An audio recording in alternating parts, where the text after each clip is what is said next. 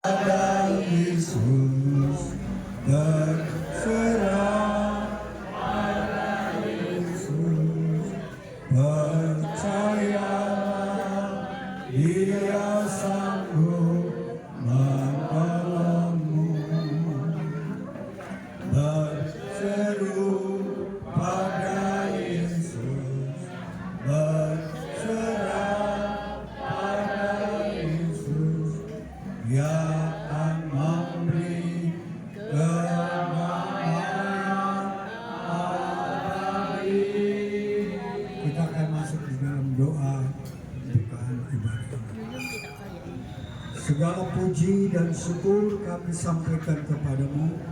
Pada siang hari ini kami boleh ada, ini semua berkat Tuhan, anugerah yang Tuhan berikan. Kami pakai untuk hormat dan kemuliaan nama-Mu. Di mana siang hari ini kami akan mengadakan ibadah pelepasan jenazah ke liang kubur. Tuhan mendahului, menyertai, memberkati upacara ibadah di rumah duka ini. Engkau memberkati dan campur tangan, bahkan keluarga, berikan keteguhan iman buat mereka, berikan pengharapan supaya mereka ada penghiburan daripada Tuhan.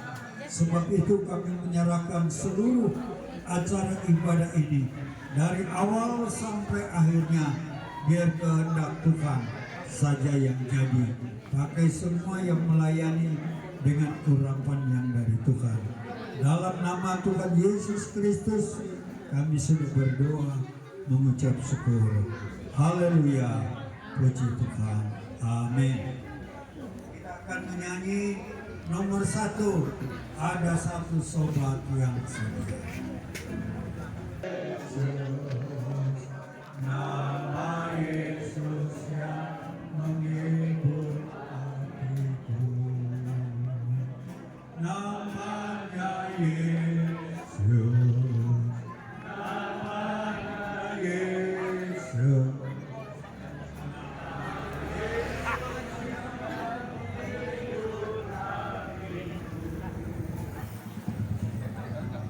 Yesus yang menghibur hatiku. Namanya Yesus. Namanya Yesus. Nama Yesus yang menghibur hatiku. Nama Yesus yang selalu memberikan penghiburan dalam keadaan apapun kita, dalam duka. Dialah yang memberikan penghiburan. Manusia bisa menghibur kita hanya sementara. Yesus Dia sahabat kita dalam segala susahku. Adalah sekretaris wilayah Jawa Barat.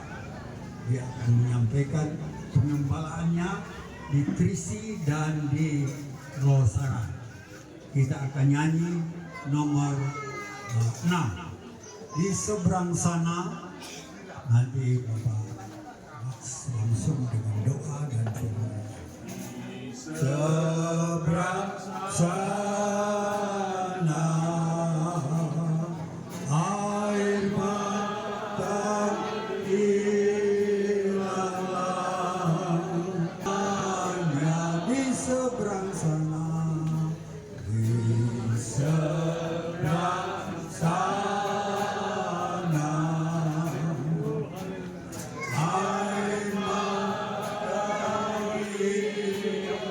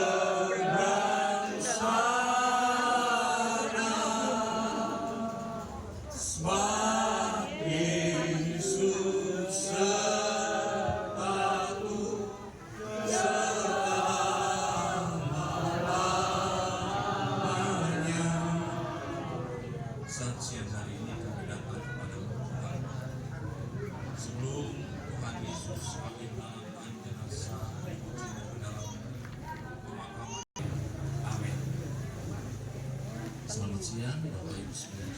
Sidang peradilan. Ketika kita menghadapi setiap momen-momen kematian, maka secara tidak sadar sebenarnya kita sementara diberikan satu perenungan. Kalau seandainya itu terjadi pada saat kita dipanggil oleh Tuhan, pada saat peti mati itu kita yang mendiami, bagaimana? Yang menjadi pertanyaannya, apakah kita sudah siap atau belum? Satu kali nanti pasti kita akan mengalami kematian. Tetapi Bapak Ibu Saudara sekalian Tuhan, bukan masalahnya ketika kita mati panggil Tuhan, tetapi sesudah kita mati kita ada di mana? Itu yang menjadi pertanyaan dalam kita.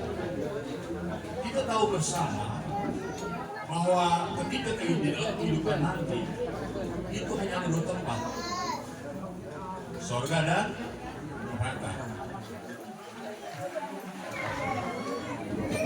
Dan ini yang harus menjadi satu perhitungan yang harus kita lakukan di dalam hidup ini.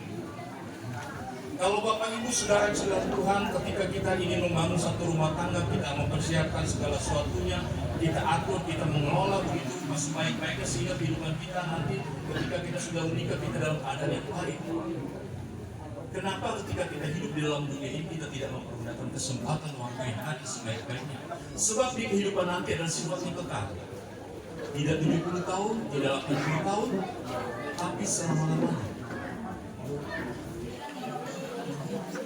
Apakah kita mau memilih kehidupan kita bahagia senang selamanya di dalam kerajaan surga? Tetapi kalau kita mempunyai pemilihan yang lain, itu tergantung pribadi dan pribadi. Oleh karena itu selama kita hidup di dalam dunia iman, kita pergunakan waktu kesempatan yang ada sebaik-baiknya. Bapak Ibu Saudara yang Tuhan, kita penting berbicara tentang harta dunia ini penting. Tetapi satu kali pasti akan habis dan hilang. Tetapi ada satu hal yang kekal, yaitu kehidupan kita nanti. Itu yang harus menjadi perhitungan kita semua. Bagaimana kita mempersiapkan kehidupan ini, itu yang menjadi perhitungan kita semua. Saat siang hari ini saya ingin menyampaikan kebenaran firman Tuhan, bukan buat umat yang sudah dipanggil oleh Tuhan, tapi buat kita semua. Saya ingin kita melihat di dalam kitab Wahyu, ayat yang sudah merupakan hal yang tidak asing yang seringkali kita dengar ketika ada acara-acara seperti ini. Dikatakan di dalam Wahyu pasal 14 ayat 13. Dan aku mendengar suara dari surga berkata, tuliskan, berbahagialah orang-orang yang orang-orang mati yang matinya dalam Tuhan. Alasan Wahyu menuliskan, kitab Wahyu menuliskan apa alasan sehingga dikatakan orang yang mati lebih matinya dalam Tuhan adalah orang-orang yang berbahagia. Ketika kita menghadapi kematian, tentu tidak akan ada kebahagiaan di sana. Tetapi berbeda dengan pandangan daripada kita sebagai orang-orang yang terlebih mereka yang matinya dalam Tuhan. Nah, ini yang menjadi kebenaran yang sesungguhnya. Kenapa mereka yang mati dalam Tuhan? Kalau kita melihat dalam Yohanes pasal 11 ayat 25 dikatakan begini. Jawab Yesus, akulah kebangkitan dan hidup.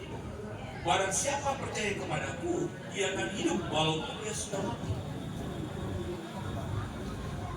Di dalam pengajaran kekristenan saudara-saudara Tuhan, kita mengenal dua kematian. Kematian secara jasmani dan kematian secara akal, yaitu ketika mudah-mudahan tidak ada satupun, ketika masuk di dalam api neraka, itu merupakan kematian yang kedua.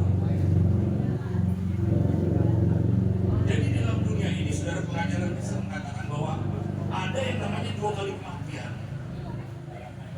Ada juga yang namanya dua kali kehidupan. Kematian yang pertama adalah kematian secara jasmani yang dialami oleh almarhum sekarang ini. Lalu dia akan dibangkitkan sementara Tetapi saudara yang saudara Tuhan, ketika dia bangkit nanti akan ada pertanggungjawaban di hadapan Tuhan.